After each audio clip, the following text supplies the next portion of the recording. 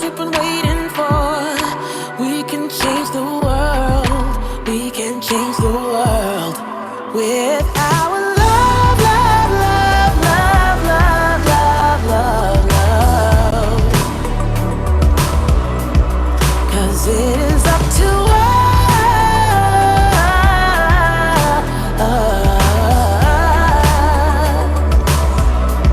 We are the ones we've been waiting for. We can change the world. Our love can change the world.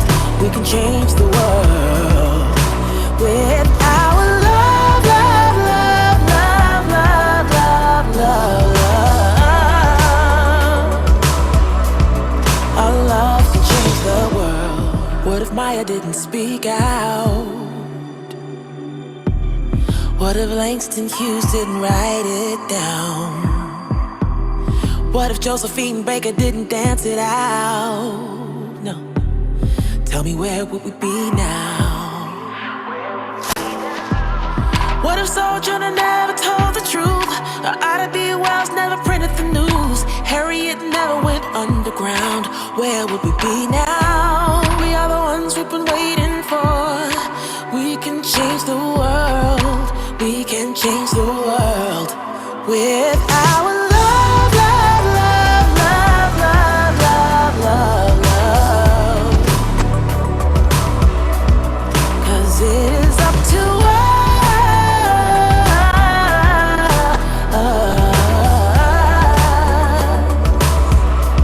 We are the ones we've been waiting for. We can change the world. Our love can change the world. We can change the world with our love, love, love, love, love, love, love, love.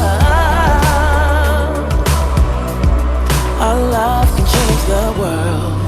Me too, I matter, you matter, we matter. Together we are love.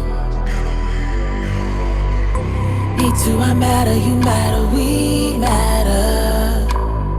Together we are love. It's gotta be all of us to stand up and speak out with all of our love. Love, love, love, love, love, love, love. 'Cause it is up to us.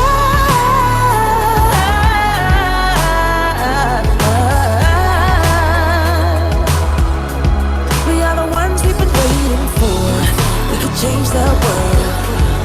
Our love will change the world. We will change the world with our love, love, love, love, love, love, love, love. Our love will change the world. Oprah, Kamala, Ava, Tarana, and Lena, Serena, Viola, Oprah, Patrice.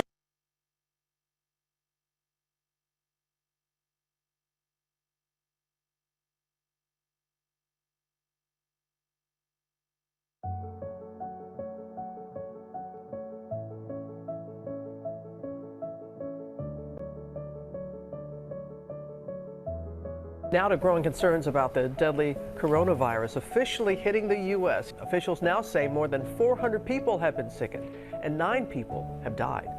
Without a huge national effort to halt the growth of this virus, there will come a moment when no health service in the world could possibly cope. Governor Baker announcing yesterday that they will remain closed for the rest of the school year. But parents and educators worry about what it means for students and their education. We're looking at how the pandemic is affecting diverse communities economically and medically. And this morning, we're focusing on disparities, in particular in healthcare. As coronavirus cases spike in much of the country, rates of infection, hospitalizations, and deaths are higher for minorities. Black Americans make up 13% of the U.S. population, but account for 23% of coronavirus deaths. Good afternoon. We're coming on the air now with breaking news in the killing of George Floyd, who died on Memorial Day. There you see him right there. His death, his cries, "I can't breathe," sparking protests across the country. Overnight, nationwide unrest. We don't want to loot. That's not what we out here for. But we do want justice and we want equality. And if we don't get that, We're gonna be out here. Deputies dispersed the crowd with pepper spray. Soon after that, police began to fire off flashbangs to disperse the crowd that had gathered here. And it's important to note, guys, that the people who gathered here for this massive demonstration, they were peaceful. The message is we're peaceful, and it reflects on Black people. Breaking news now. In the latest U.S. unemployment numbers, a quarter of American workers have now applied for unemployment benefits since mid-March, when the coronavirus pandemic escalated in the country. Welcome back, everyone. Justice is deciding by a 6-3 vote that Title VII of the Civil Rights Act of 1964 does, in fact, protect LGBTQ workers from workplace discrimination. This is a landmark decision. It definitely is for LGBTQ people all across this country. Another very busy night of news, and the images coming in tonight are just devastating. Millions of Americans suffering the effects of Hurricane Laura, one of the strongest hurricanes ever to strike that part of the country. Supreme Court Associate Justice Ruth Bader Ginsburg has died at the age of 87. Just weeks before the start of the court's fall session, and in the shadow of a presidential election now just 45 days away. In an extraordinary move today, a federal judge ordering the Postal Service to do an election day sweep of some facilities for ballots after reports of a mail slowdown, including in key battlegrounds like Michigan, Florida, and Pennsylvania. More than 22.5 million Americans have already voted early. Incredible, and historic voter turnout keeps getting even bigger. Jubilant crowds gathered outside the U.S. Supreme Court. Many here are so-called dreamers, the children of undocumented immigrants who are now assured of the right to residence for the foreseeable future. History in the making. Kamala Harris has shattered one of the last glass ceilings in America. First woman, first Black person, first South Asian American person to be elected Vice President of the United States.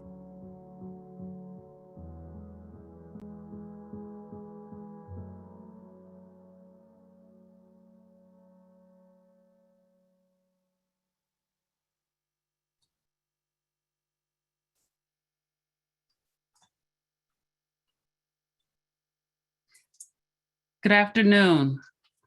My name is Sonia Jacobs, and I am the Chief Organizational Learning Officer for the University of Michigan and the Senior Director for Faculty and Leadership Development.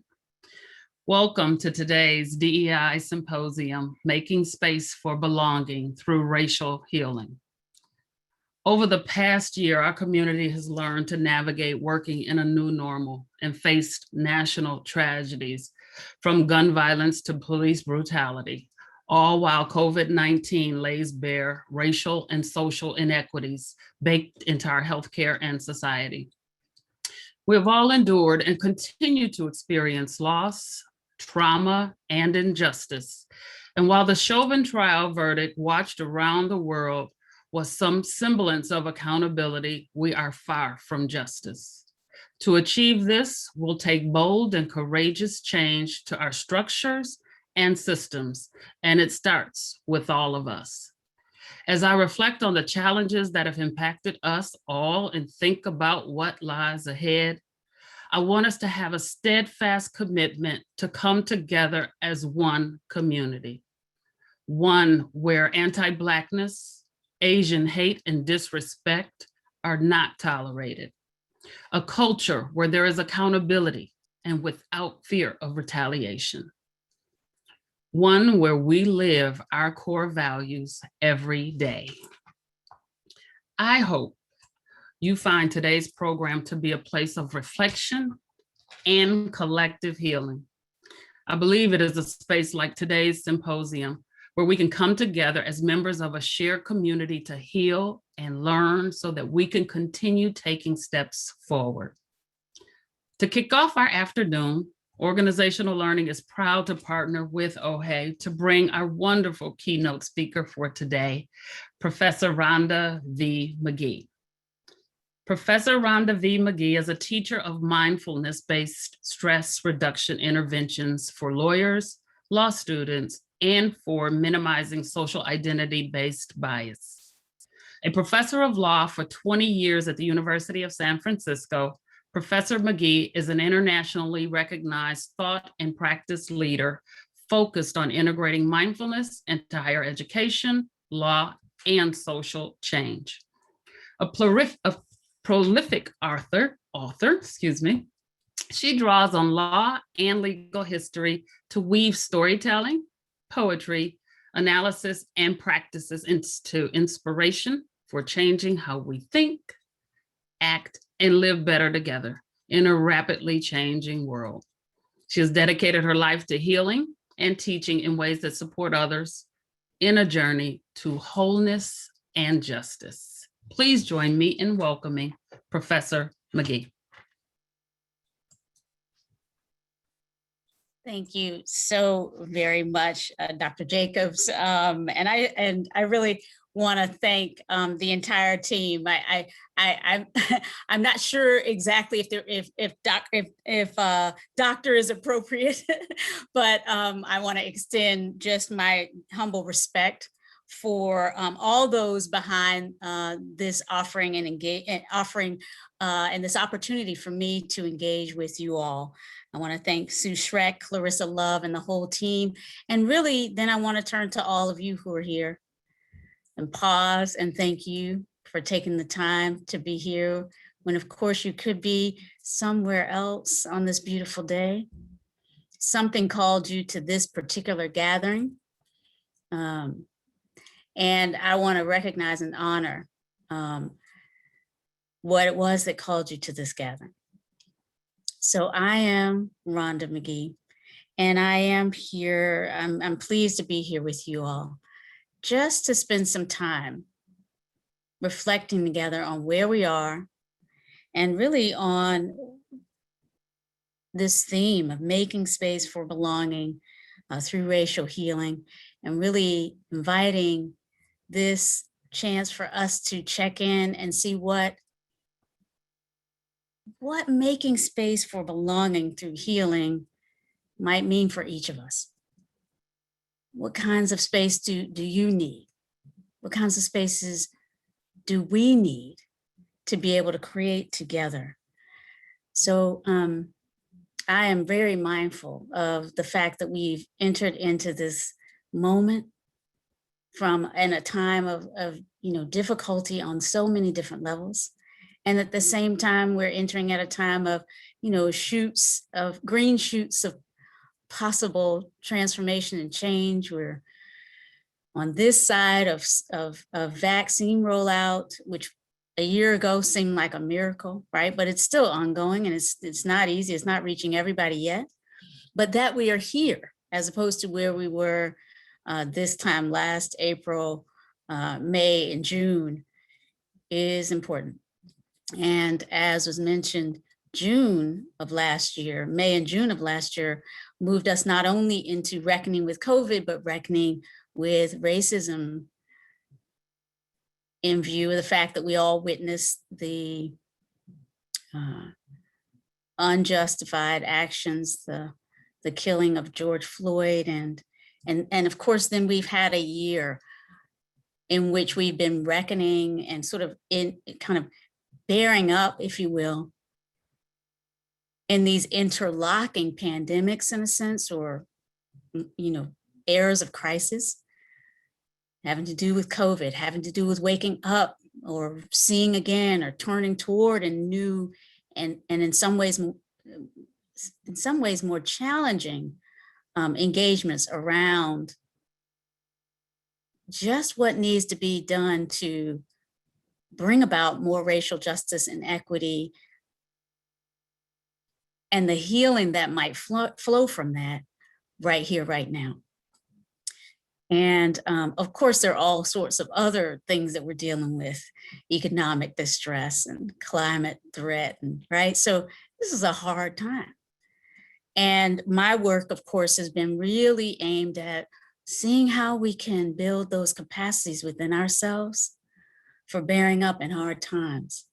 And for me, those the skills for bearing up in hard times have included a lot of different things. I'm a Black woman from the South, so I grew up in a home where there was always a lot of challenge, right? And so, and I grew up, sitting at the feet and the lap of a grandmother. I'm going to name her Nanny Suggs, born in 1906 in North Carolina. You know, in 1906, North Carolina, for a woman kind of looking somewhat like me, we look an awful lot alike. You know, it was not an easy time. This was the immediate the generation or so post the Civil War.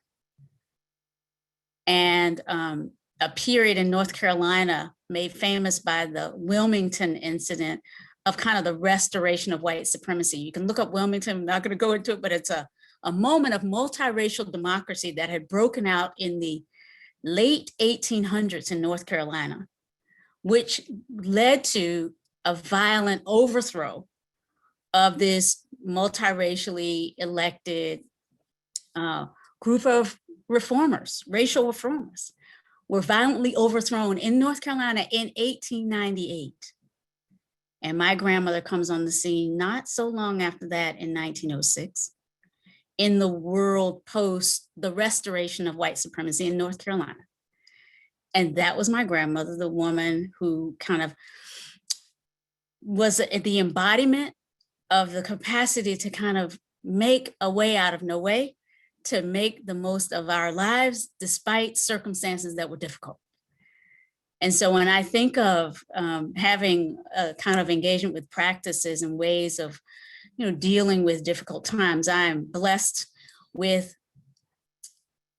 all of the different kinds of opportunities that emerged in the wake of what some people call the second Reconstruction, the civil rights movement in the 60s, through which and only because of which I am here, right? I mean, you know, the history that I spoke of that my grandmother encountered really had a place for me that was exactly like the place my grandmother had met, working in tobacco fields, cleaning houses for other people.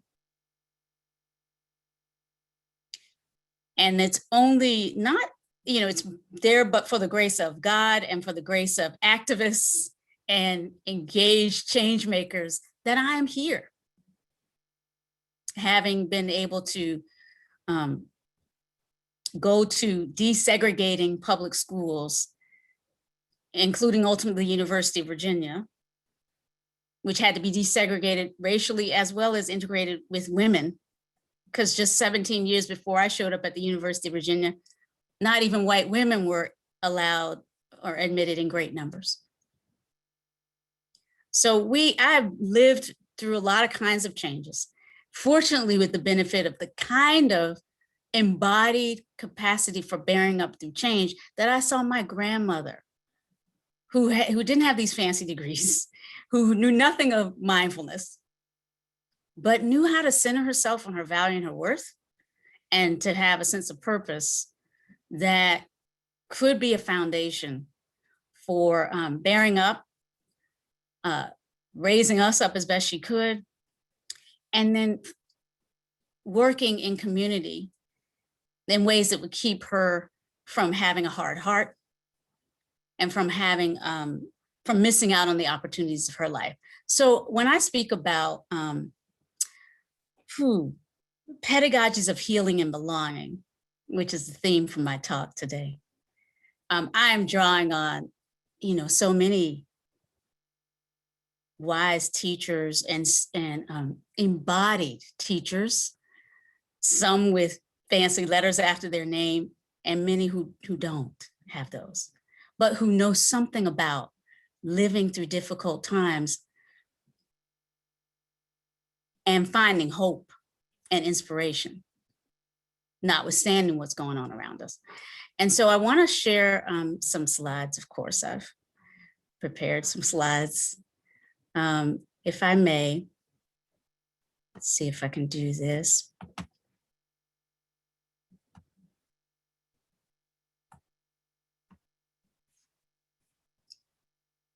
Is everybody able to see these slides now? Yes, thank you. Okay, thank you. Yeah, so pedagogies of healing and belonging, right?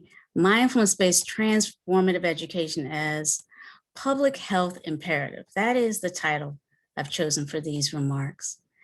And, you know, I have a way of like coming all prepared and then just really wanting to be with what is here. So if I pause and offer some meditation at some point, would that be okay? Would folks be willing to sit with me in this space, because what we're talking about is not easy. And I'm only here for a short period of time, so I'm only going to be able to touch into some themes, some key ways that in my humble walk through this work, I have found resources that have been of support. But it is with humility that I sit with you, because I know I could very well just be sitting on the other side of the screen learning from each of you. I believe we all have some wisdom that we really need to drop anchor on right now and bring forward in these times. Why? Because we're talking about making space for belonging, working on healing, confronting the things that get in the way of belonging, right? Confronting those in a serious and deep way. Why we have to have this conversation. I mean, because we cannot really heal if we can't diagnose and acknowledge what the illness is, right? You all know this. And so diagnosing and acknowledging what we are up against is difficult for us, has proven difficult for us in our culture since our founding as a country, I would say. So as we seek to deepen our ability to diagnose, to discern wise and skillful means of responding in the direction of healing modalities,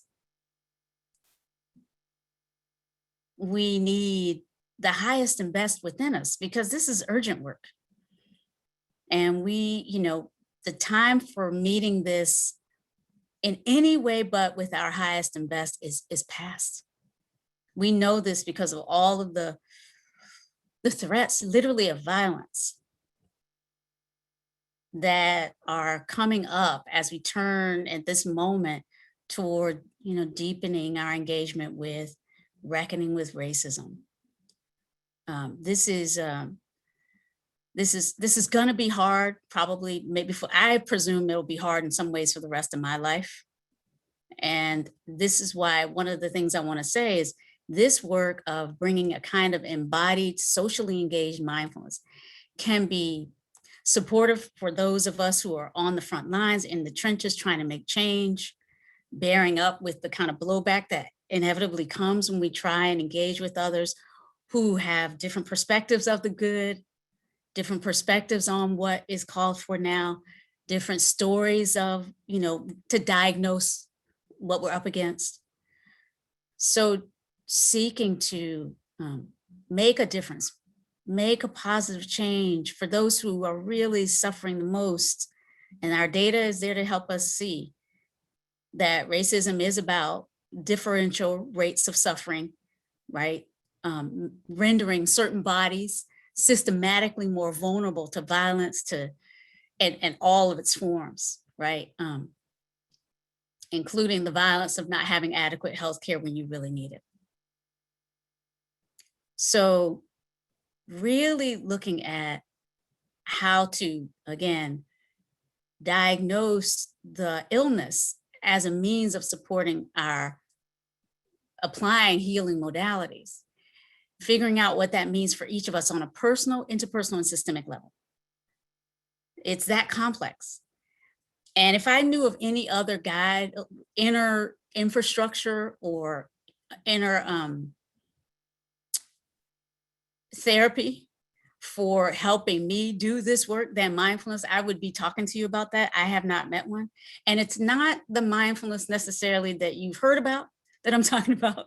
It is this deeply embodied mindfulness. It's a heartful, whole-bodied, imparting, I think, the wisdom of men and women of our generations, in our generations, and all our heritages, who may not have used the word mindfulness, but knew something about centering, healing themselves, and then reaching out and healing those around them. That's what I'm calling embodied, socially engaged mindfulness. And as a support for this kind of social change work, deep mindfulness. So we're talking about staying engaged in the work of transforming our institutions for racial and social justice. Staying engaged in that work. This is not, for a webinar really, right? We come together to sort of center on how do we recharge and deepen our resources for this. And then we go on, linking arms in solidarity with others, pausing when we need to restore and heal ourselves, because we will need to do that if we're going to stay in this.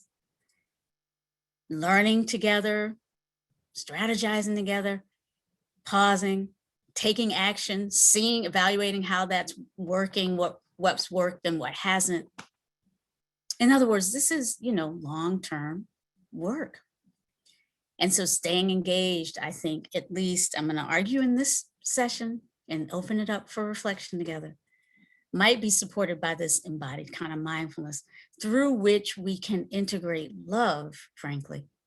I'm going to use that L word because it is the foundation of these practices for me. And I know it's the foundation of what people like Cornel West, who described justice as what love looks like in public. People like Colin Kaepernick, who, when asked why he does what he does, ultimately said, we resist out of love.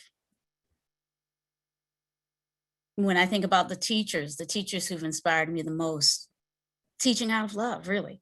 A kind of, public facing, context appropriate, non-transactional love and care at the heart of all of this, through which we can heal and through which we can help repair the tatters of our society. So when we think about what we're up against, we're talking, at least in this moment, I'm going to be talking about racism. And it's not because, I think our problems are only ever about racism. Of course, I know there's much more for us to deal with. But for purposes of this day, we are going to be focusing on racism and the challenge of working to address its explicit and implicit manifestations, its features in our institutions, in our disciplines, our workplaces, communities, relationships. So the personal, interpersonal, and systemic ways that racism shows up. We're going to be reflecting on how attachment to patterns of exclusion, which is one way of thinking about a way that racism shows up in our world. Racism can be defined in so many different ways, and we'll reflect together on how you're holding that. But for me, this is not only about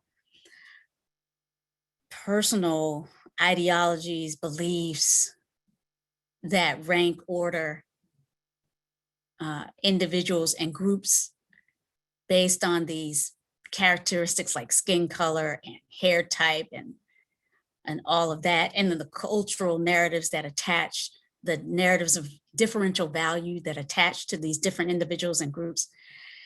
I'm not only talking about any way an individual might carry that, which is a kind of racism, the sort of personal ideological commitments around racism. Sometimes when we talk about it, we think of that primarily.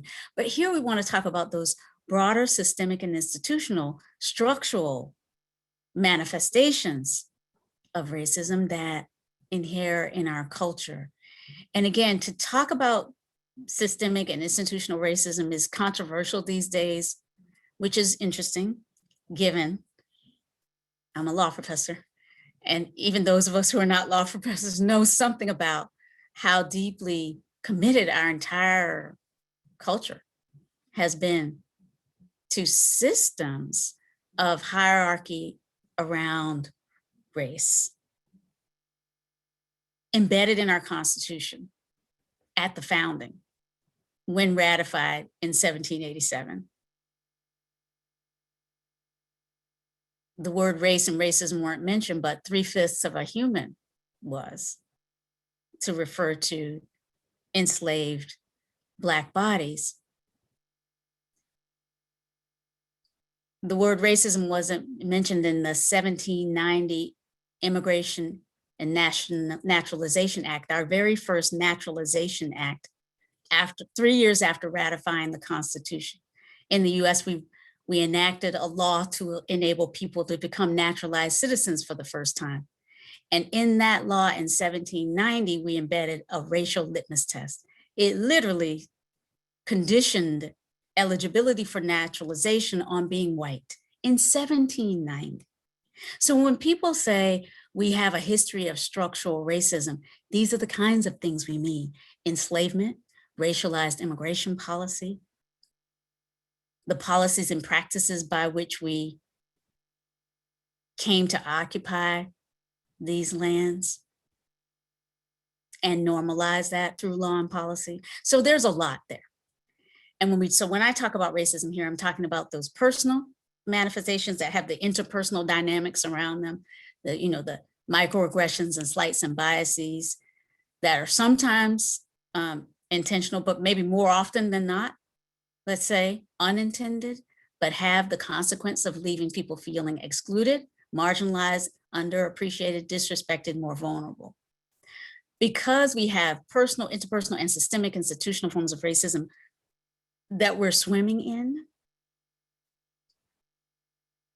this is one of the reasons why the CDC, the American Medical Association, and others have come out recently declaring racism as a serious public health threat, as you all, I'm sure, know, right?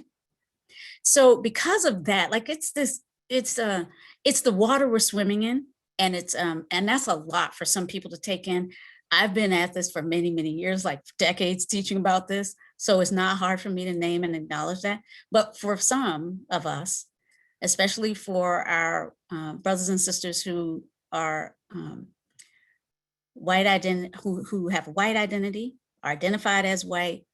I use the phrase, by the way, racialized as white, to underscore, and racialized as Black, to underscore that these are ways that we've come to think of ourselves and been given to think of ourselves. One day it could be different. This is to underscore that race is something that we construct by the way that we treat each other, including how we treat each other in our various institutions, educational, medical, and others. This is how race is constructed. But because it's a construct, it suggests we could do otherwise. We could minimize its salience in our interactions, in our lives, the pressure, the oppression of racism in the lives of some, the privileging that racism amounts in the lives of others. We could, this could be disruptive because it's been, mediated through our society and culture. That means our culture and society could change. But to say that it's constructed in that way and can change is not to minimize how real it is right here, right now, and in our own bodies and in our own lives. Complexity there. So we need multiple levels of the ability to hold complexity, the ability to see and be seen, to respond to the fact of racism in our lives. So I'm going to name a resource here. Some of you may know this book called Just Medicine, A Cure for Racial Inequality, right, in American healthcare.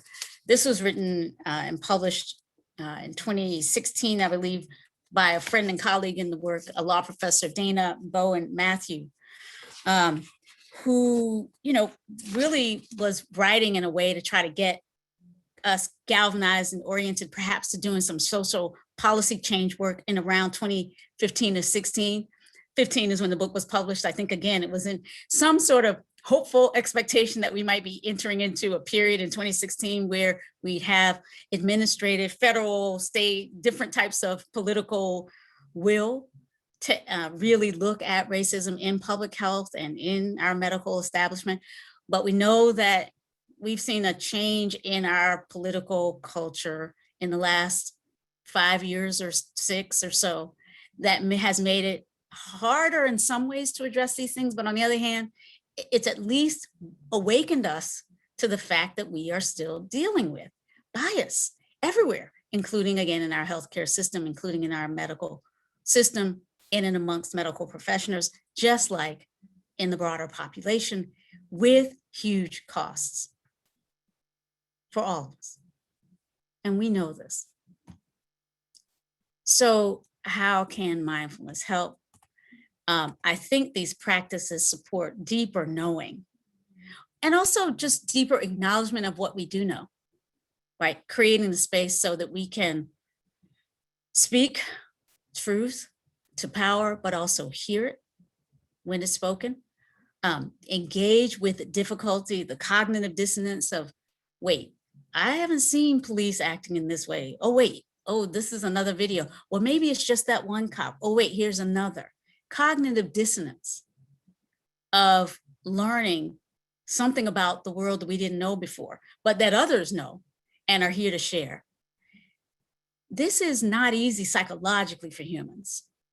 Whether we intend or want, have a good heart isn't really the question. This is just hard, okay?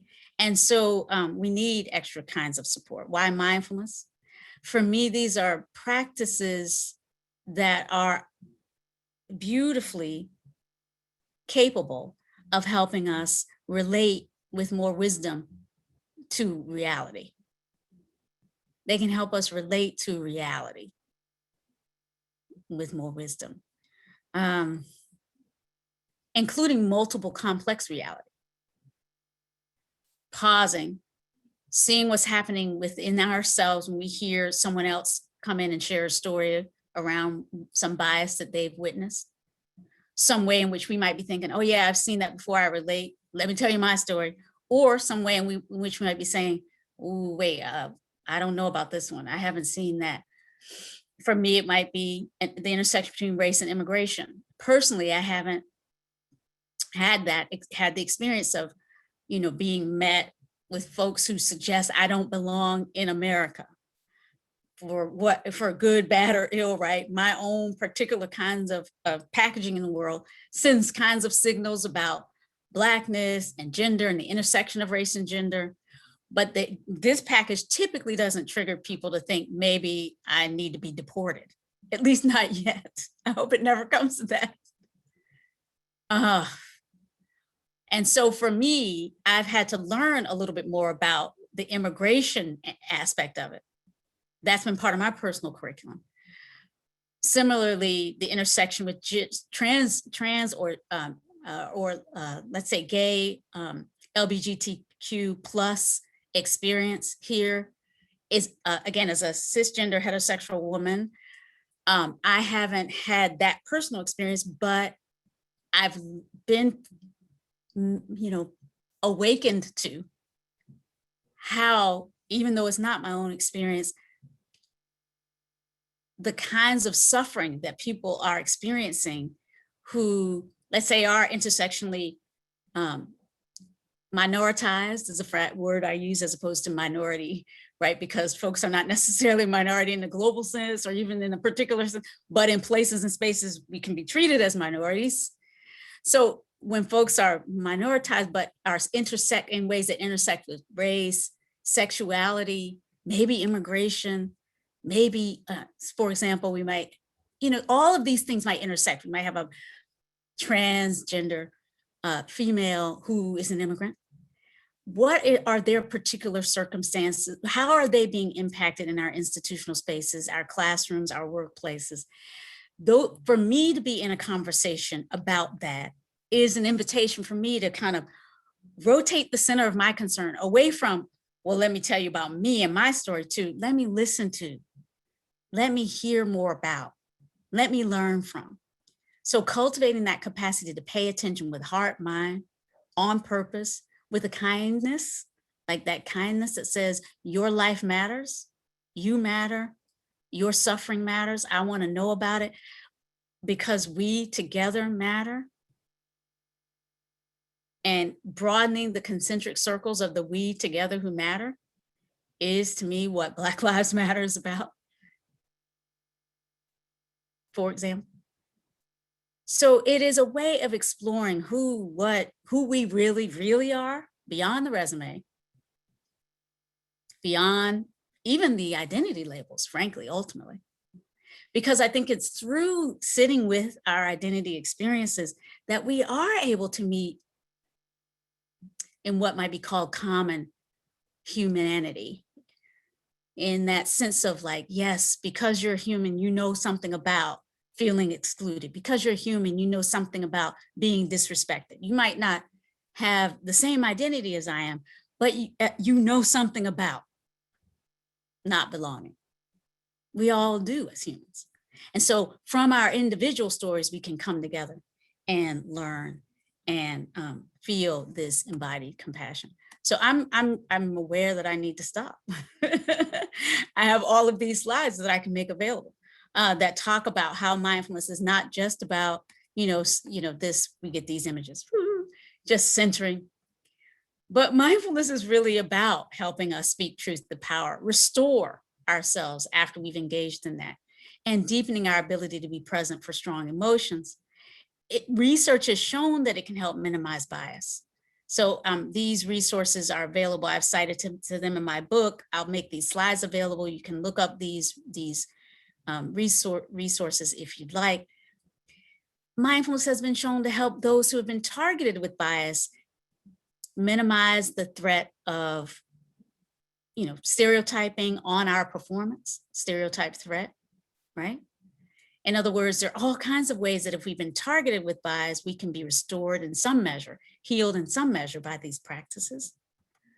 We can help build empathy across lines of real and perceived difference through these practices. Again, you've got to intend that for your mindfulness practice. It doesn't just happen, I want to say. We have to want to kind of engage our practices in ways that open our hearts to each other and that support us into making this good trouble, right? Trying to change the world for the better. So I'm gonna, I use the word color insight to describe all of this in my writings. And so I'm gonna have to pause here. I wanna pause to see what kind of questions and let us reflect together a little bit more.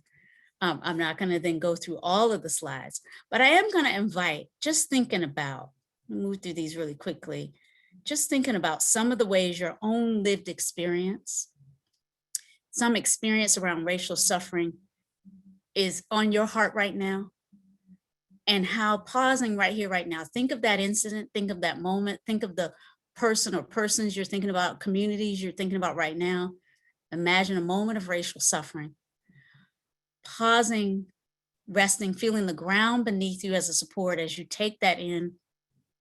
I have one hand over my heart because we want to bring compassion in right here and right now. The will to alleviate suffering is what I mean by compassion. So recognizing what it looks like, this racial incident, this harm. I'm using this acronym RAIN. We recognize with mindfulness, we accept for the moment, this is what we're dealing with. This was an instance of racism.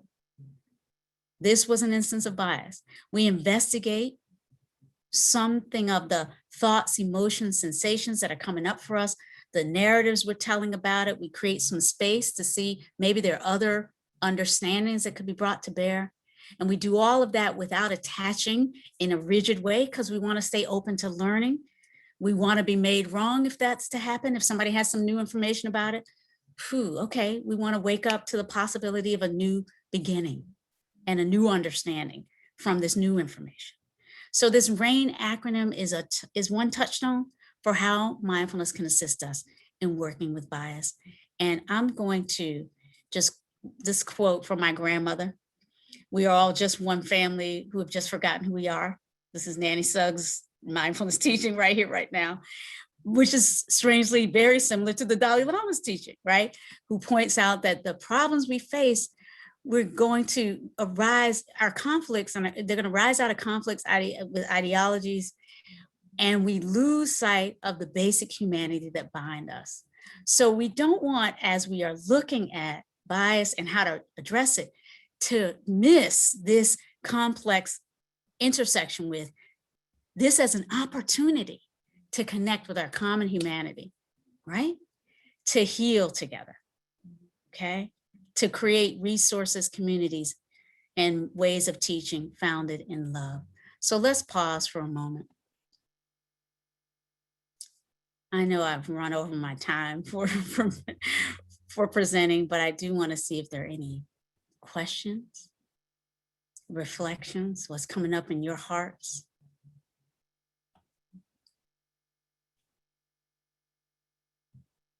Pausing to feel, take a deep breath and feel the suffering that some of us are carrying around these themes right now, some of the wounds we're carrying. And bringing just love right here, right now. I'm using the L word intentionally. Because actually, I think so much of the disconnect around race and racism and bias, unhealed wounds, and also that deep existential fear of not mattering or not belonging or not ever having enough, that actually so many human beings carry of all different backgrounds. So if there is this way in which mindfulness is this invitation, to bring, thank you so much for your chats, to bring a kind of loving embrace of who we are, but not only who we are. Like, yes, from this place, I can extend love to you. That's really what this is about. So I want to see if there's any. Yeah, thank you. I see some reflections in the chat. Any questions in the chat? Any ways that you really struggle to see how mindfulness and compassion really fit with equity work? Yeah, thank you so much. Hopefully it's not hard to see how a mindfulness that is about feeling our inherent belonging. Actually, I actually don't believe in any accidents. I believe absolutely everybody is here for a reason. We might not know it entirely, know what that reason is, but trust that we already inherently belong, and sort of give ourselves the personal justice of what that means. And then from that place can we work together. So the question here, how do we invite others to be mindful with us so we can move forward with them? I know, right? Starting with always, always, always just with ourselves. So just notice, where is that desire to kind of have others be mindful coming from? What's underneath that? Is there fear? Is there sadness? Is there loneliness? Is there despair? So really, we always go back to, what is my work in all of this? If I'm wanting something of somebody else, let me just really get clear about what is my want underneath that. Maybe what are the values that could help? Sometimes there are different ways to inquire within. We want to really inquire within when we're reaching out and saying, you know what, that person needs to be more. Yes. And what do I need to be more? How can we explain mindfulness for folks who are, Well, let me just say this, when we talk about racism as a public health crisis, and, I understand the American Psychological Association is thinking about changing the diagnostic manual that governs the field of psychiatry to understand racial trauma as a real problem. Often we're thinking about how it sits in the lives of folks who have been minoritized, right? BIPOC, people of color, Black, Indigenous, people of color, and traditional minorities, if you will, in our spaces. We so seldom think about whites as those who are suffering some sort of racial trauma or racial harm, psychological dynamic that's causing them suffering. That is causing this attachment to sort of fantasies of superiority, frankly, that can, right, cause this need to have this super outsized sense of one's own, right, that minimizes others. Like, where is that coming from is a real question. And thinking about that as part of this crisis, this public health pandemic that we're talking about, not just, in other words, the legacies and impacts on the traditionally minoritized or traditionally vulnerable subordinate populations, but what's the racial distress of white folk who are caught up in these narratives of superiority? And how can that be better met with some healing modalities? There is work in mindfulness that I and others have been offering that is aiming to, again, I think my book and other folks are saying, the question is not, do I have work to do? We all have some work to do. And the question is, what is the personal curriculum for each of us around this work? What's the personal curriculum? How might we have conversations about race if we are in workspaces where conversations don't happen unless led by people of color? Ooh, well, here we are now naming some real talk, right? It's hard, right? We've been trained not to talk about these things in public.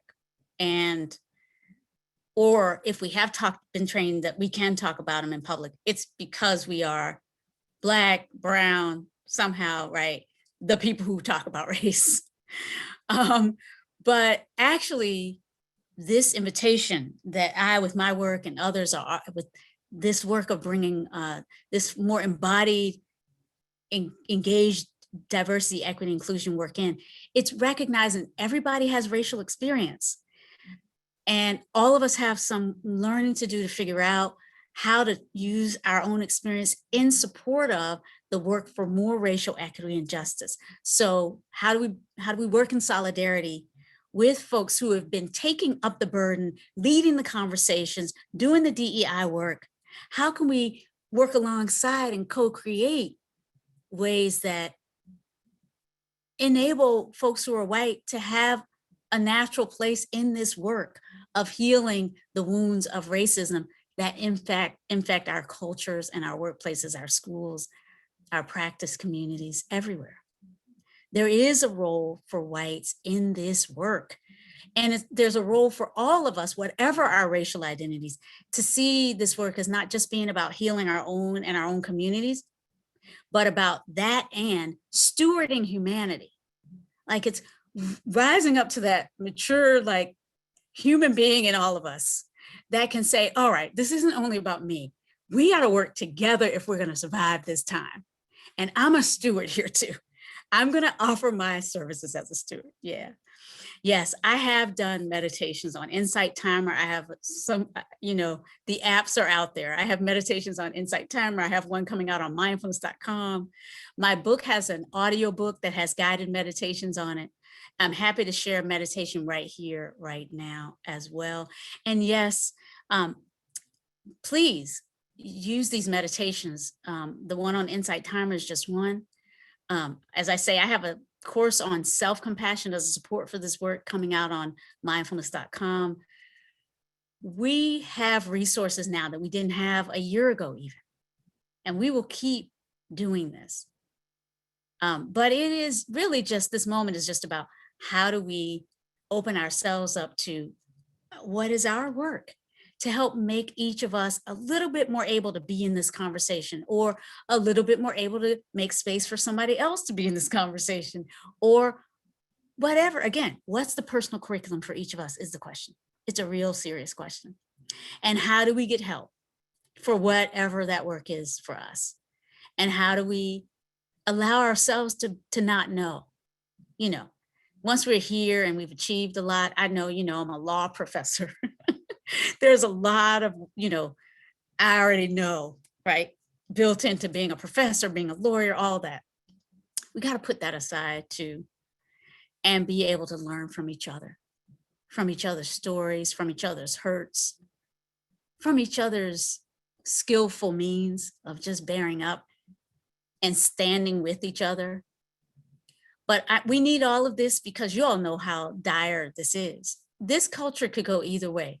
We could either, and I'm going to put out there that what we're here to do is figure out how to move through this period, seize this as an opportunity for us to really become better, to care for each other in public more effectively, and through our work more effectively. This is what I think we're called to do at this time. And I think we can, but it's not inevitable. We have to want this, and we have to work together for this. And I think you all want it, and you're willing to work for it, or you wouldn't be here. And I'm honored, so honored to have had this chance to be with you and discuss at least a little bit of what I've explored on this journey.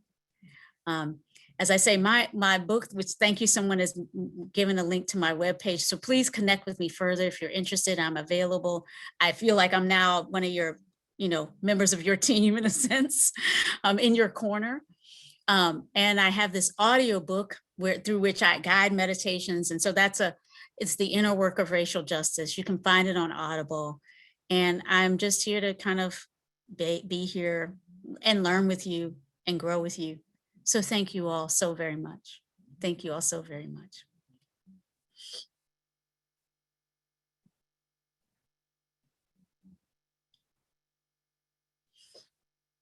And I'd love to hear any voices if you want to unmute and say hello.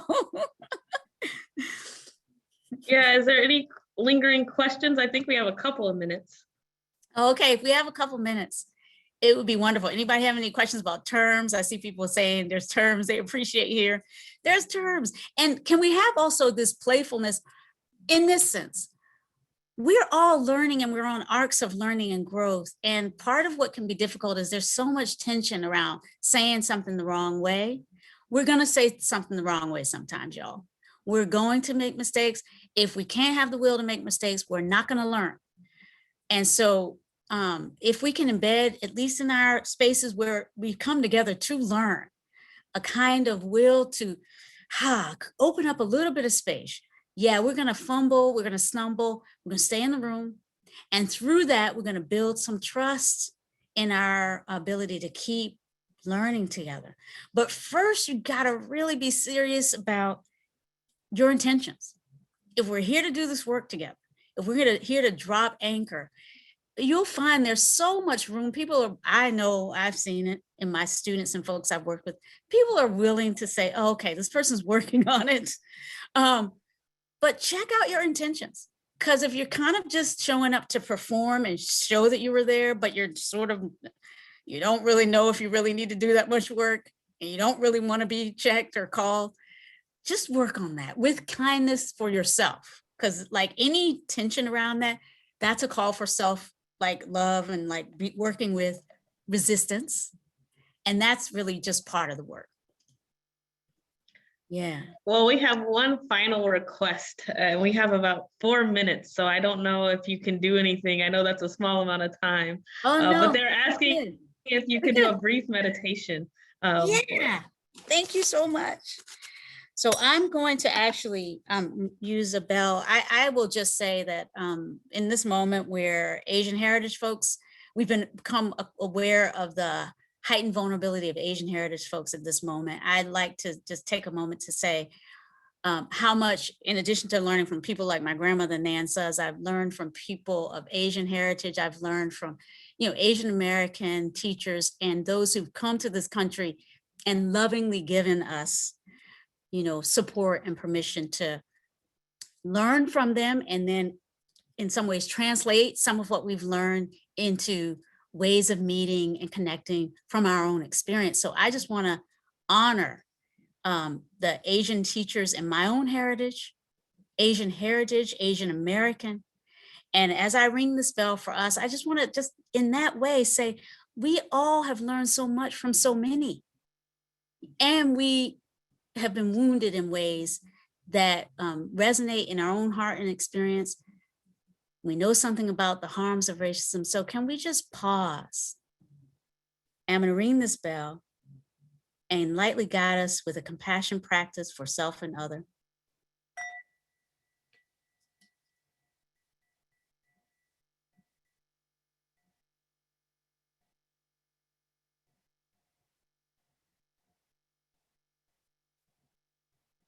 So inviting, if there's any pain or difficulty you're feeling in this moment, really allowing yourself with kindness and love to just acknowledge that. Taking a few maybe deeper than usual breaths for yourself. And just feeling.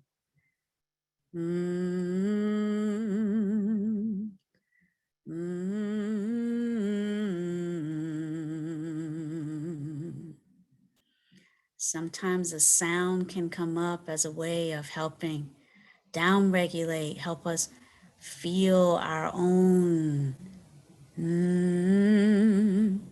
feel the depth of the suffering that we know.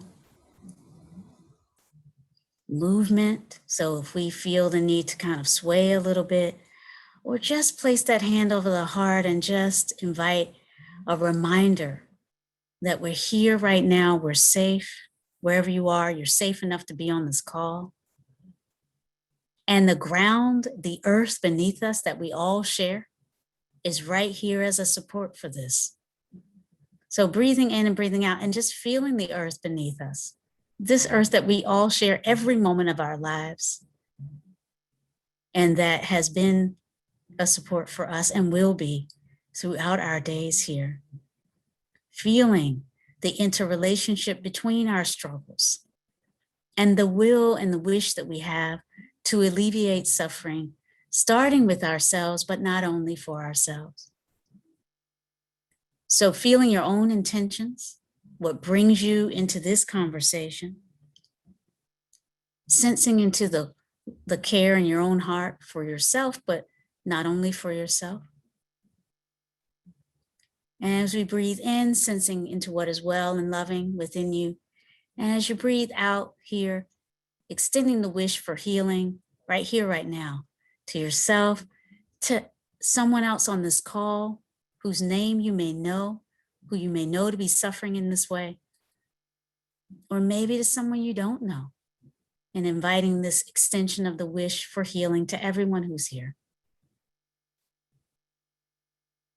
And I'm going to ring the bell, and as I do so, just taking a few deep breaths in and just settling into a normal rhythm for you. And sensing the impact of this moment, and maybe one word, seeing if there's one word to describe what you might want to carry from this session into the rest of your work today. And maybe beyond. One word, one phrase, one image that's come up for you as we've been sitting together.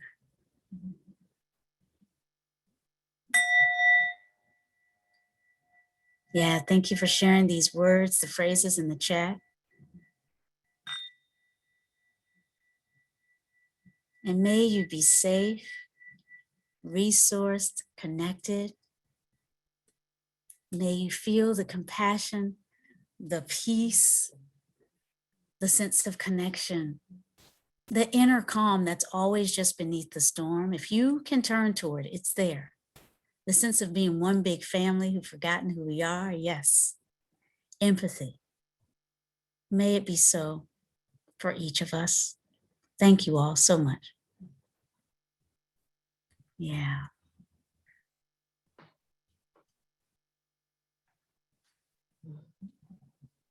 Thank you so much, Dr. Magee. We are delighted. That gave me a joy that I needed today out of a hectic running around day. It allowed me to find my calm and my center. So thank you. Thank you, my dear. There are many thanks coming, Rod. Thank you all. Take time for this every day. You don't have to have 3 hours or 20 minutes even. 5 minutes, 2 minutes for yourself every day. Make a commitment for your own well-being. Yeah, how timely is that reminder, right? Sometimes we make it so much bigger that we forget to take that moment, and how that moment can ground us for the rest of the journey. Exactly. As we march forward. So thank you so much, Dr. Magee. We're gonna now turn to hear a little bit from our healing panel, and Michael Harrington is gonna transition us. Thank you, Clarissa, and thank you so much, Dr. Magee. Appreciate your wisdom, your words, and could just feel how I just really feel the spirit of the work that you're doing, and what a harvest from this. I'll tell you, it was very special. So thank you very much. Appreciate that. Thank you all. I appreciate it. I'm not a doctor, but I'm here out of love regardless. So thank you. I appreciate this. Thank you. Thanks. So I want to thank the audience for your participation in today's DEI Symposium, Making Space for Belonging Through Racial Healing. We are grateful for your presence. It is my pleasure to introduce this healing panel discussion, its moderator and panelists. First, our panel moderator, Dr. David J. Brown, Associate Vice President and Associate Dean for the Office of Health, Equity, and Inclusion, and Associate Professor of OT Laryngology, Head and Neck Surgery. Welcome, Dr. Brown. Now our panel. Our first panelist is Imam Kamal Aobi, Chaplain, Spiritual Care. Hi, Kamal.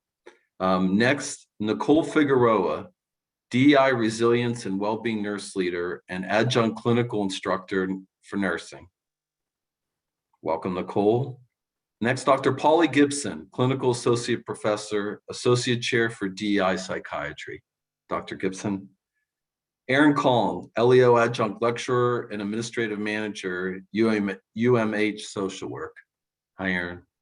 And last, Dr. Durga Singer, Valerie Castle Opapari, MD, Professor of Pediatrics, Associate Professor of Pediatrics, Associate Professor of Molecular and Integrative Physiology, and Associate Director, Academic Programs, Immunology Graduate Program. Welcome, Dr. Singer. Now, our moderator, Dr. David Brown. Thank you very much, Michael. And I'd also like to thank Professor Rhonda Magee for her insightful presentation, her discussion about intentionality, her practice of what she preaches, and giving us useful tools. I'm excited to be here today with the panel, all of whom I've actually worked with in various capacities, continue to work with. And so it feels like a family of sorts. And so since we are family, I'm hopeful that we can go by first names as well, because when we're at home, we don't call each other doctor unless you have that type of relationship in your house. So today we're interested in specifically focusing on race and the role that you play in creating healing here at Michigan Medicine. And we hope to challenge the way we think about healing beyond religious or the spiritual definitions to include dismantling oppression against people of color. And so as we go through the first question, I'd like each of you to respond one at a time.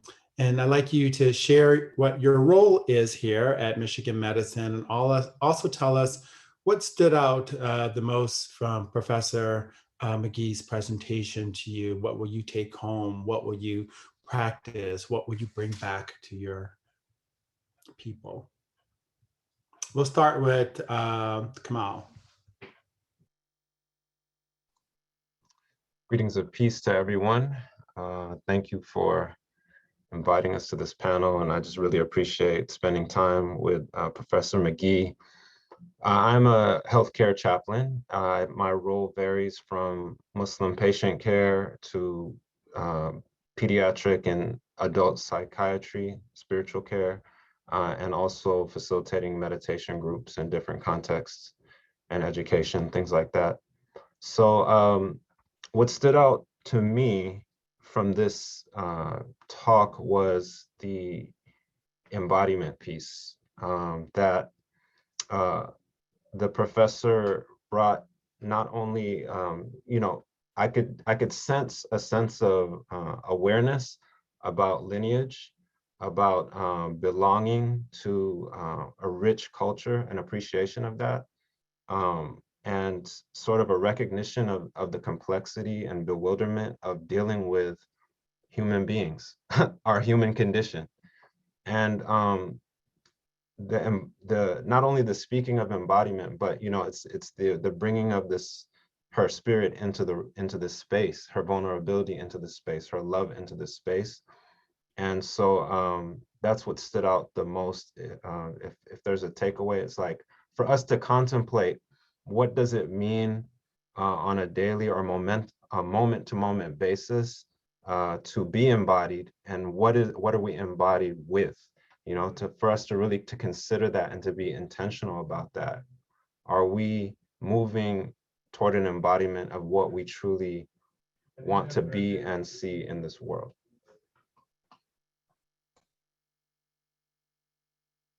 Thank you. I'd love to hear from Nicole next. Thank you, and it's wonderful to be here this afternoon, and a true honor. I think in reflecting on Professor Magee's presentation, much like Kamal, I think it's the embodiment piece for me as well. I think being able to sit in space with others who may have differing opinions, who may push my buttons, that may activate me in some way, finding a way and a course to ground myself, to help try to understand what is this bringing up in me, and being able to kind of sit with that myself in order to connect in the common humanity. I think that sometimes we forget about our common humanity, and in particular when we disagree with each other. And for me, it's finding those spaces where it feels safe for me to sit in those spaces, perhaps, but also finding some time to try to figure out the humanity in the person who may be speaking to me, who may be kind of full of bias or something that's really kind of activating me and trying to kind of connect, but also then responding with that embodiment for others and their own needs. And I think that, you know, knowing when to step back and listen, and knowing when to center other voices, and knowing when to kind of use whatever privilege I may have to kind of raise others up in that way. And so I think it's that embodiment and true mindfulness of kind of mind, body, and soul. And I love that piece of kind of being able to sit with ourselves and connect with common humanity when sometimes these things are so charged that we just want to run from them. And so finding that sense of peacemaking in some ways, that's powerful. So thank you. Thank you, Nicole. Polly. Good afternoon, everyone. I'm also honored to be with you. Thank you for inviting me. First, I'm just going to remark on what I was struck by, and then I'll share, you know, what is lingering for me. I think in general, I was just struck by her humility. And yeah, that was just very inspiring. And I'm so delightful that I had an opportunity to hear and learn from her this afternoon. In terms of what is lingering and staying with me, it's actually something she specifically said. So she stated that we have to diagnose and acknowledge the illness before there can be healing. And perhaps because I also work in the trauma and grief field, that really struck me, because I think that as just level setting, we have to acknowledge there's racism. And that is not, we're not leveled on that in our nation. We seem to have difficulty just having an agreement that racism is ever present, it exists, it's people's lived experience. And so I want to keep my remarks brief, but that's really what struck me, is that we really have to just have that acknowledgement. And that's the same thing for trauma. To heal from trauma, we have to have that acknowledgement that it has occurred. Thank you. Thank you, Polly, for acknowledging it and naming it. Love to hear from Erin. Hi, everyone. Thank you so much again. Yeah, just echoing some thoughts, I guess. I wrote down so many quotes, so I'll be excited to reflect on this and probably rewatch this a few times.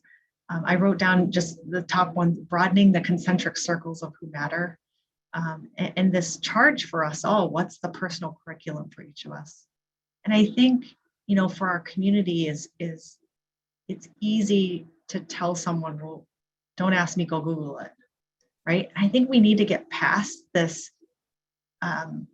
resistance and lean into having some conversations when harm, you know, protecting ourselves and getting in the space of engaging where we feel safe. I will say this as a POC, but really engaging in meaningful dialogue and taking the intent into consideration where we can. Not always, but at times. But really what I'm also struck by is just the level of Professor Magee's authenticity that came through even over this platform, that it felt like she was speaking to me, and yet there were 400 other people on this call. That is such a skill. It's such an amazing experience to experience. And I will say the shout out at the end around the AAPI hate for me personally was incredibly impactful. So just want to thank Professor Magee and thank you all for listening and for being here today. Yes, thank you, Erin. Sometimes the affirmation that people exist is and matter and are valued is so important. Durga. So I'm following this amazing panel that you've put together here. So a lot of things that I've been thinking have been said, but I sit in multiple spaces where I'm trying to, as she had said, make positive change, right? So I work with students in the immunology graduate program. I'm a pediatric endocrinologist working with patients, and I have a role as a faculty advisor in faculty development. And so the thing that resonated the most with me is similar to what Polly said, this idea of diagnosing illness and healing. It resonates with the kind of healing physician nature that I have, but also the researcher aspect. And I think it gave me some new terminology to use with people, because I think that that is something we can identify at no matter where you work at Michigan Medicine, right? Like, you can understand that concept of wanting to learn, inquire, and understand from people, and then heal together, right? That's something that I think is so important. And this idea of learning from each other, and then speaking the same language, but also just kind of understanding and respecting our differences is so critical. So there were so many things. I'm like Erin, I took a bunch of notes here today, but I think that that's the one piece that really is going to stay with me. Thank you, Durga. So many things that you brought together. As an academic medical center, all of us are constantly learning. And as a healthcare center, we should be healing. And so we need to also be healing our teams, not only patients. So I appreciate those insights. So next question, and I'll let anyone who would like to start first and get many viewpoints. What do you think we need to either start or stop doing to allow people of color or marginalized people to be unmasked or bring their authentic selves here to the workplace? In medicine, at least as a physician, and many of the things that we're taught are taught to conform. We all kind of put on a white coat, and some are expected to look a certain way. But how can we bring our authentic selves to work here at Michigan Medicine? Who would like to start?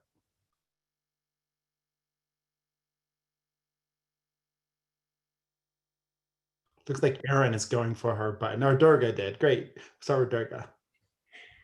I was just going to say that, I think this is a really hard question, but I think what you're doing right here, right now, about providing a space where we can share and learn from each other, it just provides people an opportunity to actually speak, right? And listen. So I think that's, one of the things that I think is probably a really important thing. And today we talked about, how do we create spaces, right, for people to share and learn. So I think it kind of resonates with the discussion we had.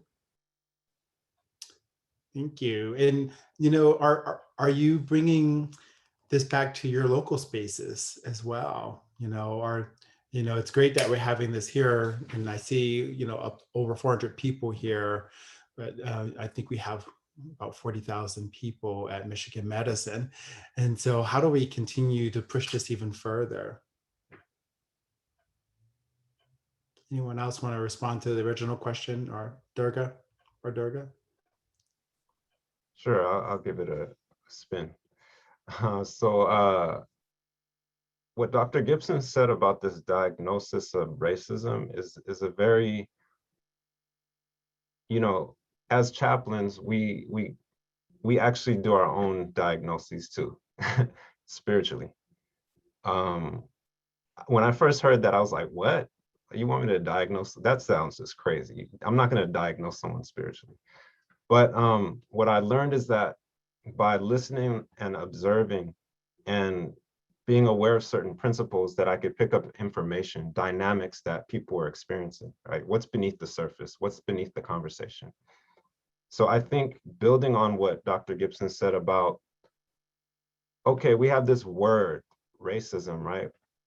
And it has terms behind it, it has layers, but it's like, we have to be aware of certain things. We have to be, as the professor said, aware of ourselves, aware of our thoughts, emotions, motives, and then like spread that sense of awareness in how we observe space. Like, are we conscious of the spaces that we're in and the dynamics? If we can do that collectively, if we could be very conscious about the spaces that we're in and how we operate and communicate, we start picking up information that's important. How does this impact human life? Or we can turn away from it and say, it is what it is. I'm going to be on routine. I think we have this strength of like being people of quote diagnosis, how to use that and go deeper into the dynamics of what's in our environment and how are we contributing to the environment in a way that enhances human life holistically, like, and in the diversity of our stories, there's all this information that can help us sort of diagnose, oh, that's where the bias, that's where the racism is. That's how it manifests. So, you know, just to sort of bring this thing of consciousness and awareness holistically, collectively, we start to see, oh, this is where the disease is. It's not this boogeyman anymore. It's actually right here. This is what causes suffering between people and oppression upon people.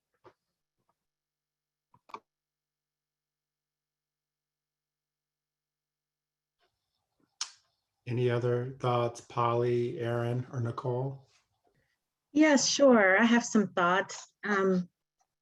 This comes out of my, I guess, my training, I would say, but also my values from a community participatory approach. And I think it's important for us to think about how we can engage and who we need to engage, to learn from them what is facilitating the mask.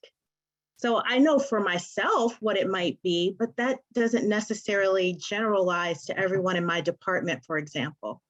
So just to kind of answer your first question about how can we help people feel comfortable being unmasked, I think we have to provide various opportunities, and this is one such opportunity, but we have to think about different opportunities for people to feel safe enough to share with us what is facilitating them wearing the mask.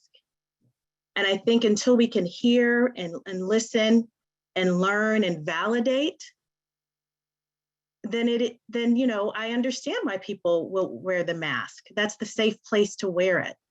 So hopefully that makes sense. But so my point here is for those on the call is starting where we're at. You know, sometimes this feels so big and it feels like, well, what can I do?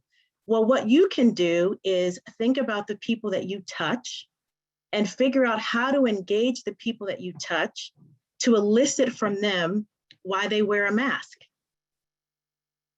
And then try to create an environment, a culture, if you will, that will allow them to be their authentic selves with no harm to them, with no, you know, sense of, we're talking about belonging here.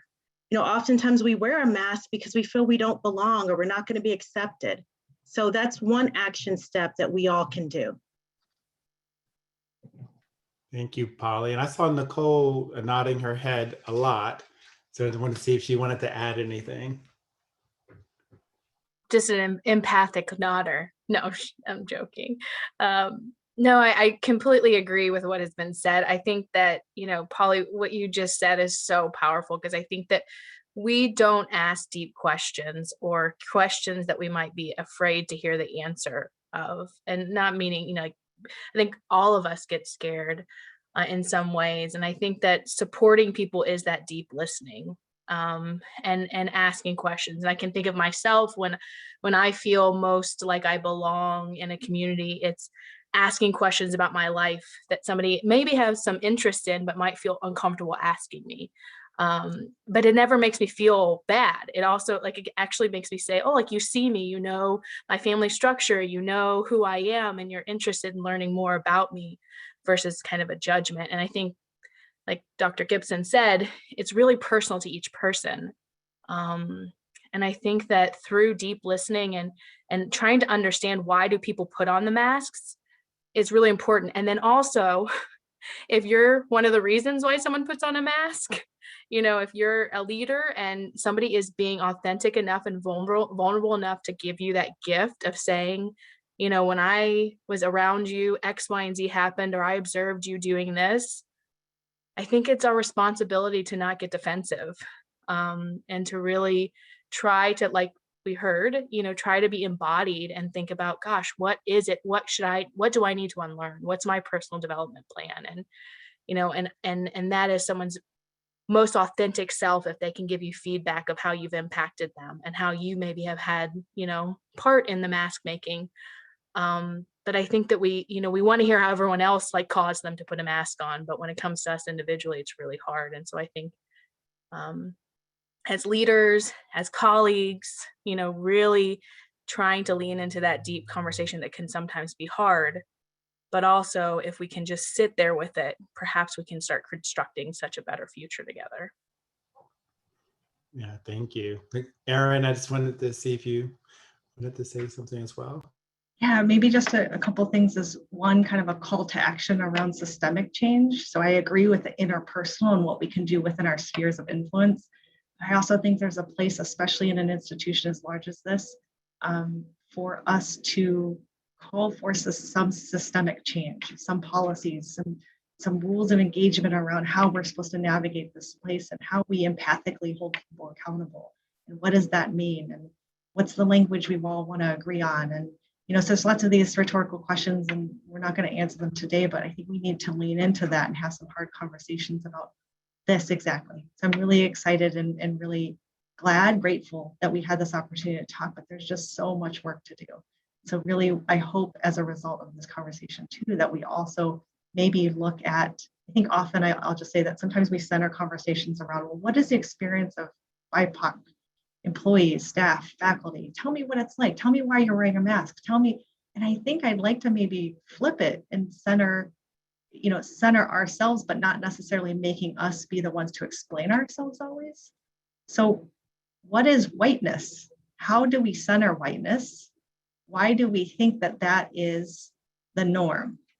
And in every kind of area or circle, hiring, retention, promotion, everything around here, how do we look at it through that lens so we're not upholding kind of, I'll say, white supremacy principles?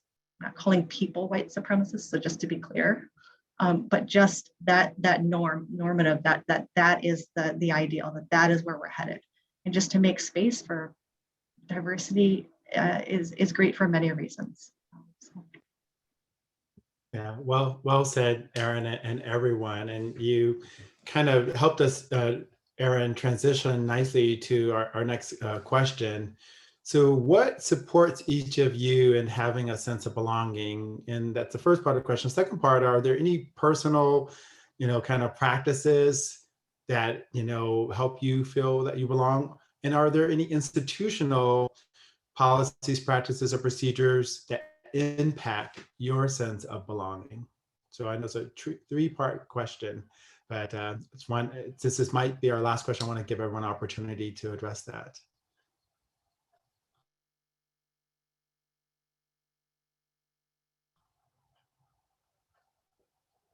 I'll start with Durga since she was last before.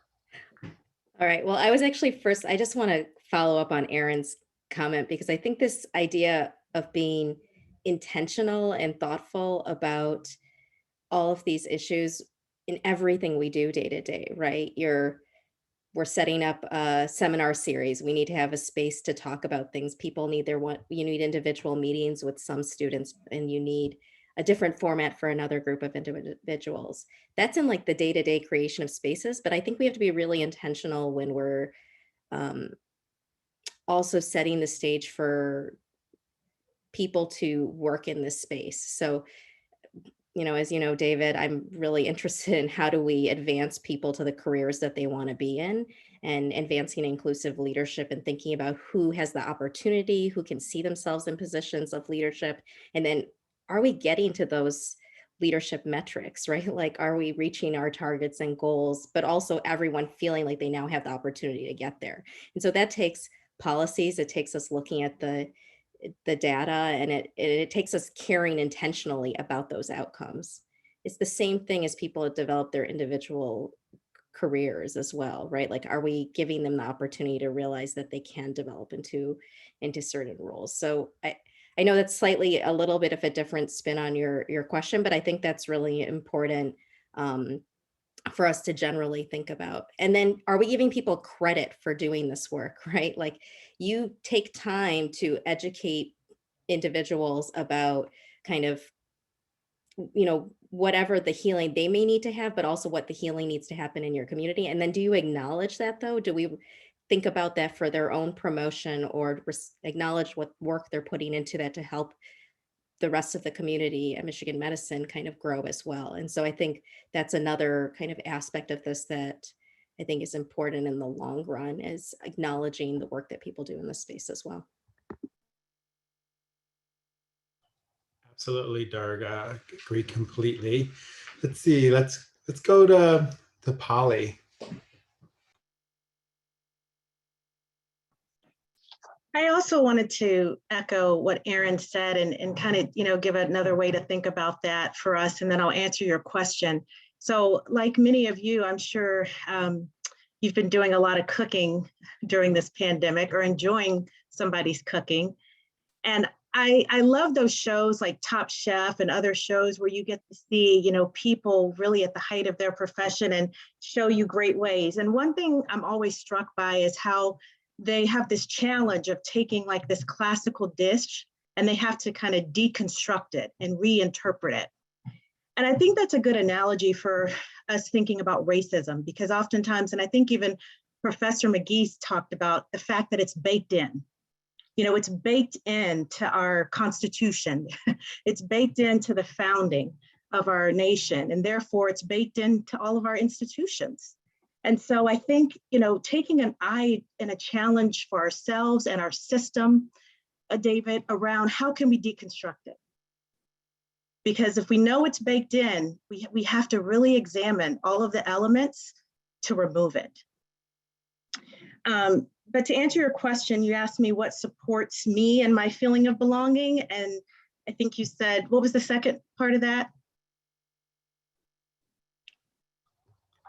And are there any kind of personal things that you do, or are there any kind of institutional policies, practices, or procedures that impact your belonging?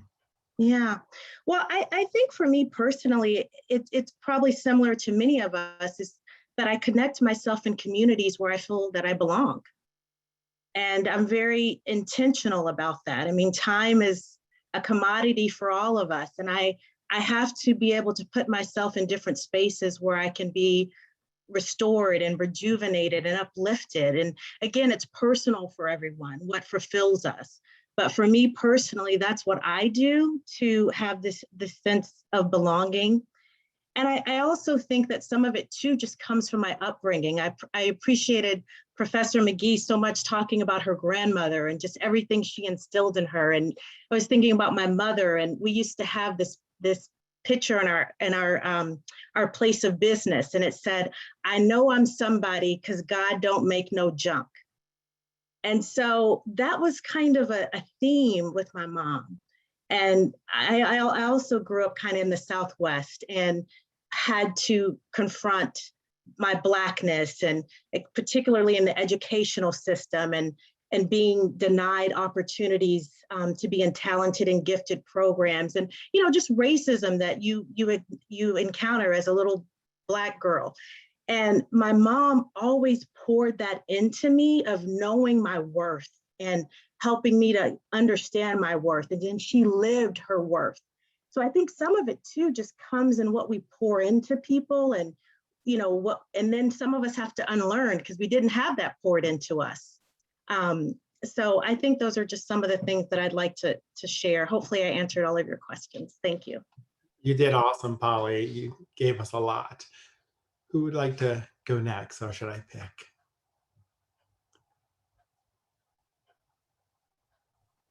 I can go. Thanks. I think for me, from a sense of a belonging standpoint, I think, and thinking almost about the policies and procedures of the institution, I was a kid who grew up in the South and came out of the closet at 18, but didn't really find that sense of belonging down there, and actually went to nursing school here in Michigan. And when I graduated nursing school and was looking for a kind of a new place to work, I had a friend who talked about the University of Michigan having a child psych unit. And I had no idea. Please forgive me. I didn't know U of M had a children's hospital. I will come out and say that now. But I was a kid who grew up in Lexington, Kentucky, and so didn't know the healthcare center outside of Detroit. And so I started looking at U of M. I had been working at a freestanding psych hospital before that, and actually saw that in U of M's, policies and procedures that they were had extra protections around, will not discriminate around sexual orientation and gender identity. And I had never seen that before. And I had experienced in the South, that you could get fired for being gay. And, I teared up a little bit watching the video and talking about the expansion of protection in workforce that just happened in last year because of the Supreme Court. And so I think that for me, it's been working in a place that states that they protect that, that is our vision. Whether or not every single day I feel that is, to me, regardless, I know that I'm accepted and protected here. And so from my standpoint, it's been not only the policy and procedures, but also the fact that I find people who, are interested in my lifestyle, or, and who I love, and all of those things. And it's not always that place when you're kind of in the LGBTQ community. There's a lot, just like all of us, right? We've all experienced so much stuff. And, there's that sense sometimes that, that it isn't safe, and that mask can't come off, and people have to kind of live in the closet their entire career at their work. And that's never been my experience here. And I feel quite privileged that hasn't been my experience here. And so, for me, just working in this institution has helped with that. And then also being around, people who are supportive and are interested. And it's as Dr. Gibson said too, some of it's unlearning, because myself, I think when we grow up in racist and heteronormative or homophobic experiences, I had to unlearn a lot of stuff for myself too, because just because I came out didn't mean that I didn't have internalized homophobia, and that I didn't walk a path that was really kind of hard in that sense. And so I think that has been some of the things that have been really helpful in working here, and working with all these beautiful faces on the screen as well, as part of my journey as well. And so, that to me is one of the most powerful things, and a sense of belonging for me personally. Thank you for sharing. I'd love to go to Kamal next. Yeah, so for me, with my upbringing, I have a Asian American third generation mother, African American father. I'm Muslim. I have Methodists in my family. I have Buddhists in my family. But so I grew up never really fitting into one box. So the idea of belonging, growing up and continuously until now, it's like I have this strong pull spiritually to be outside boxes. Yes, I am from an African American heritage, and I'm grounded in that, but I know first and foremost that I'm spirit. I don't deny any of that, but in the end of the day, when I leave this body, who am I? What qualities have I gathered in myself and shared with human beings along the journey? So I feel like I struggle with this idea of belonging in the boxes that society has created for people, and but yet being as human as I can be, embracing the sort of story of my journey, the story of my ancestry, as yes, that connects me to all humanity. So when I go about, it's I guess I'm taking a tour, when I walk through the hospital, I catch the spirit of a person doing environmental work. I catch the spirit of a pediatric doctor, who's from Nigeria, and we connect. And then, and it's if we can have an institution that's self-reflective, that thinks about what does it mean to embody inclusion, recognition of, oh man, I have a history that's sort of problematic and also amazing, both, we've come this far, but it's come with some deep sacrifices of people's dignity. but it's also trying to like improve the perception of everyone, you know? So this is what I think can, to continue to build like these self-conscious and meta-conscious, conscious of like the community spaces, that we can like see each other deeply. You know, if we can keep doing that, that would help a sense of belonging that isn't limited to boxes of, quote, you know, racialized boxes or genderized boxes or whatever it might be. Thank you, Kamal. And I'll give the final word from the panel to Erin Kong. Well, that's a big ask. All right, I'll do my best. So what helps with belonging for me personally has been messages from colleagues who know me well enough to reach out in solidarity. And it didn't have to be specific. It didn't have to be long. It just had to be the action or the words or the coffee break or whatever it is that shows that you are standing with me, beside me, alongside this in this space recently, anti-Asian hate and racism. So that has been incredibly powerful. And I just want to encourage those who, I get a lot of questions because I encourage it. So anyone on this call can email me, please feel free. I welcome it. But I get a lot of questions like, well, 2 days passed, I think it's too late. I don't know what to say. I'm not sure about, you know, the delivery. Do I do it in person? Do I do it over email? Should I text you? Should I not? You know, I don't have an easy answer for you other than to say that get to know folks and that there has to be grace in this space. And that's me just personally, something that I hold on to, which is, you know, what is something that I receive that I don't always feel like I deserve. But also grace to me is not getting something you do deserve. And so if I mess up and maybe I could have been called out, maybe call me in. Maybe ask me a little bit more about that and maybe we could dialogue and maybe I can learn out of that if I could be in that humble space to say, I'm really sorry that I messed up. How can we learn together? How can we kind of join together? So just want to maybe with my parting words is a challenge to everybody else, just to, similar to Dr. Magee, kind of look inward and see kind of what's the work each of us, what's the personal curriculum for each of us. I'll end with wiser words than I could have come up with.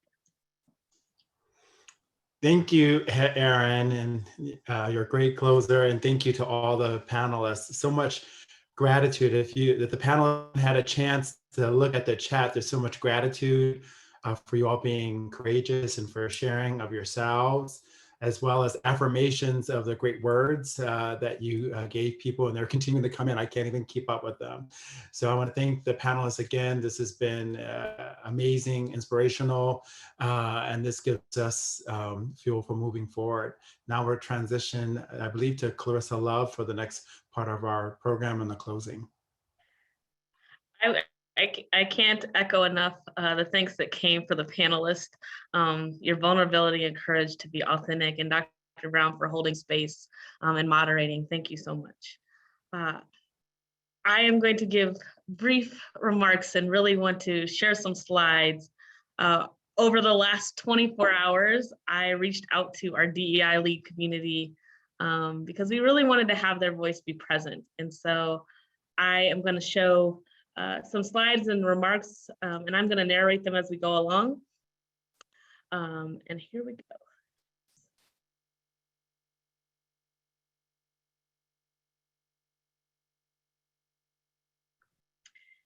So we asked them, what is healing for them? And what does that look like?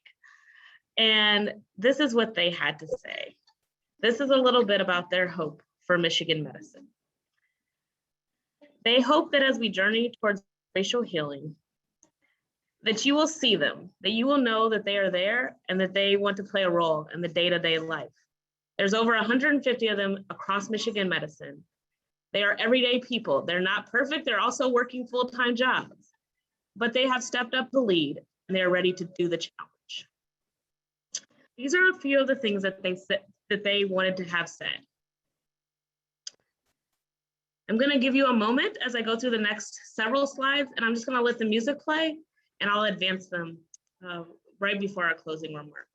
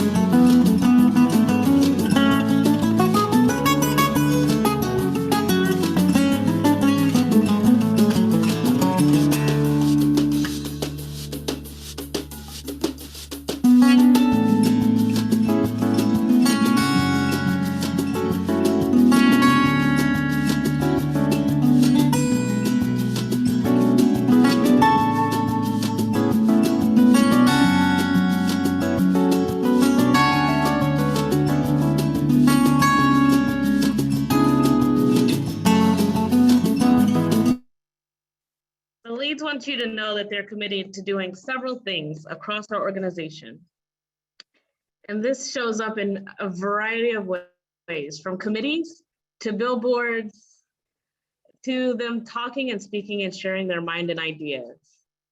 These are many of the ways our DEI lead community is actively working on healing across Michigan medicine. They are committed and they know that life is short. This quote by Audre Lorde really stood out. What we have to do must be done in the now. That also came forward from the panel and from Professor Magee's remarks. And last, but definitely not least, one of the most important things that we heard from our lead community is this is an opportunity for us all to make tomorrow better by doing what you do, by considering what you do today. And so we want you to join us in this work. This work is not exclusive. This work takes all of our voices and all of us to be committed. I want to personally thank the DEI lead community, who has been an invaluable resource and force here at Michigan Medicine.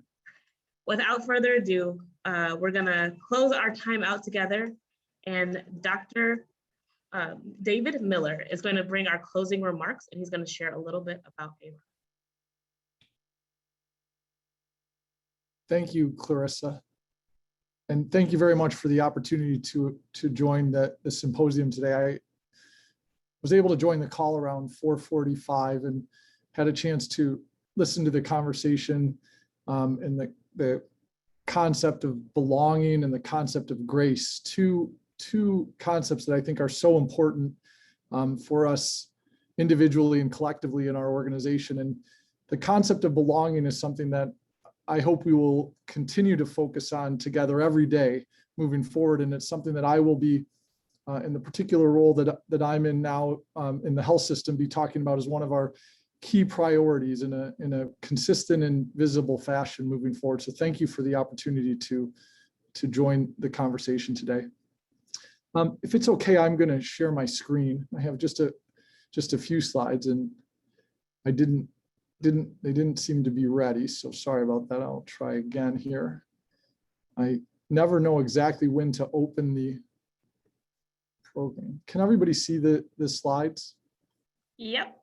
Great, thank you very much. So I'm going to speak briefly about the work of the Anti-Racism Oversight Committee. And before I start, I would just like to acknowledge first Phyllis Blackman, who has been a truly extraordinary partner and incredible leader and visionary in our organization. And I'm so grateful for the opportunity to work with and learn from Phyllis in our roles leading the Anti-Racism Oversight Committee. But truly the work of the committee is the work of all of us. And the committee is comprised of leadership, faculty, staff, nursing, learners. And our goal is to develop and implement sustainable measures that address anti-racism priorities. But this is the work of all of us over time. And so the committee was initially developed last summer following the murder of George Floyd and in response to the racial discrimination and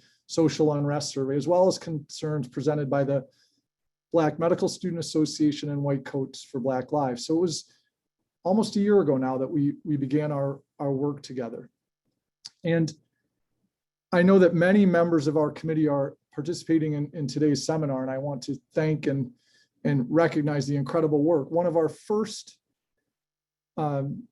efforts was to develop a number of subcommittees that reflected key themes, challenges, and goals that had been identified at the beginning of the committee's work. And they're listed here on the slide, including speak up and show solidarity, opportunities for conversations, education and clinical practice, diversify the workforce, community work, and advocacy and professional development. And in the first 4 to 6 months of our work, we came together to identify and develop an action plan, a plan that would outline clear goals, objectives, and deliverables to work toward change and development of an anti-racist culture.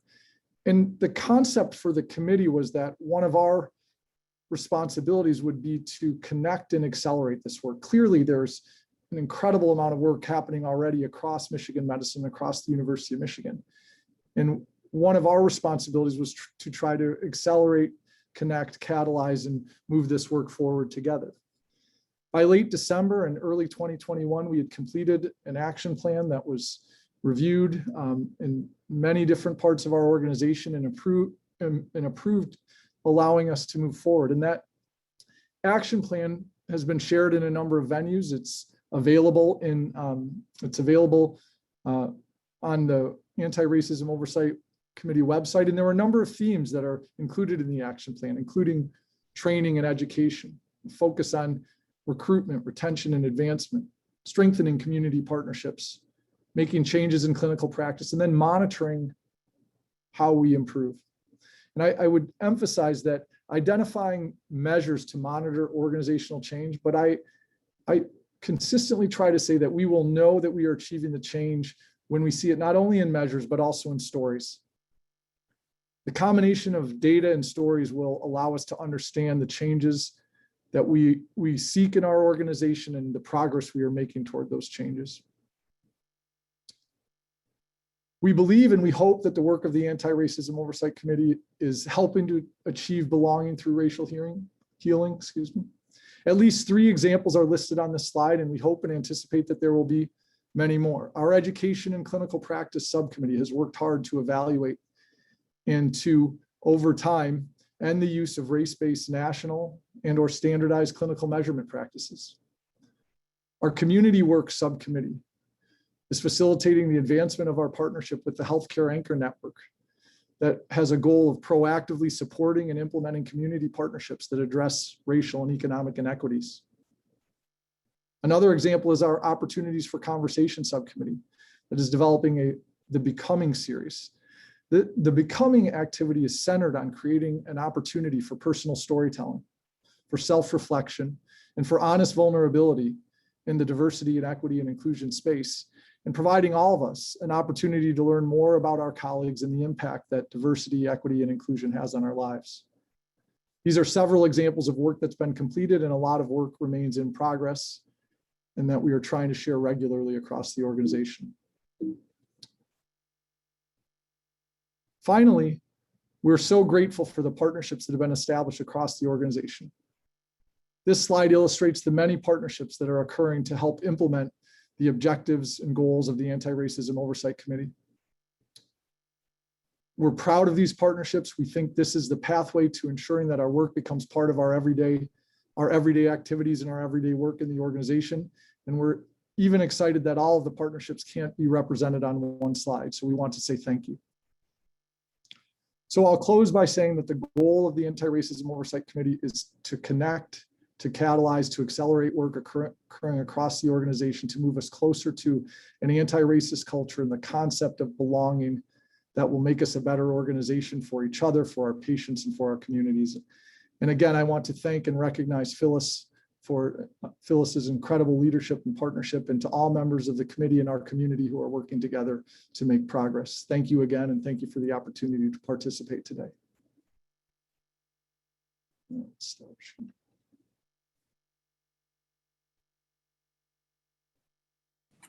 Thank you so much, Dr. Miller, and we want to thank all of our attendees. We look forward to seeing the progress from the AROC committee over the next coming years, and we're so grateful for your leadership as well, Dr. Miller. Thank you so much for being with us today. Thank you. We have a couple of songs that we're going to play as we come out, and I hope that today's symposium has been an opportunity for you to get grounded and think about how racial healing, what it means to you. Have a wonderful evening.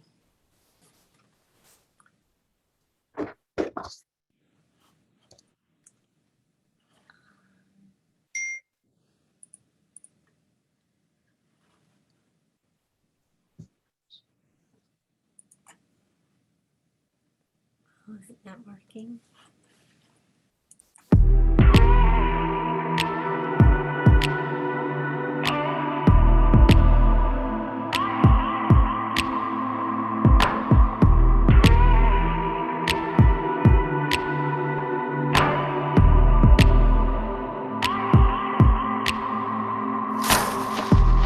What if Martin didn't stand up?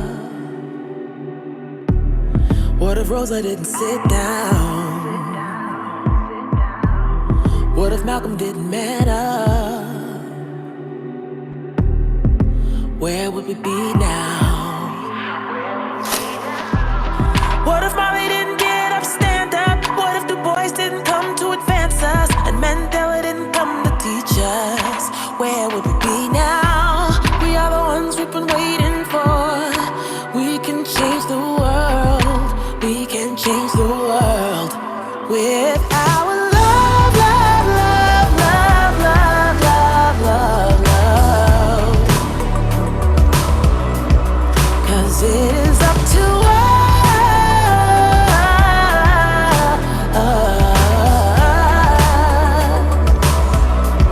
We are the ones we've been waiting for. We can change the world. Our love can change the world. We can change the world with our love, love, love, love, love, love, love, love. Our love can change the world. What if Maya didn't speak out? What if Langston Hughes didn't write it down? What if Josephine Baker didn't dance it out? No. Tell me, where would we be now? What if Sojourner never told the truth? Or Ida B. Wells never printed the news? Harriet never went underground? Where would we be now? We are the ones we've been waiting for. We can change the world. We can change the world with our love, love, love, love, love, love, love, love. 'Cause it is up to us.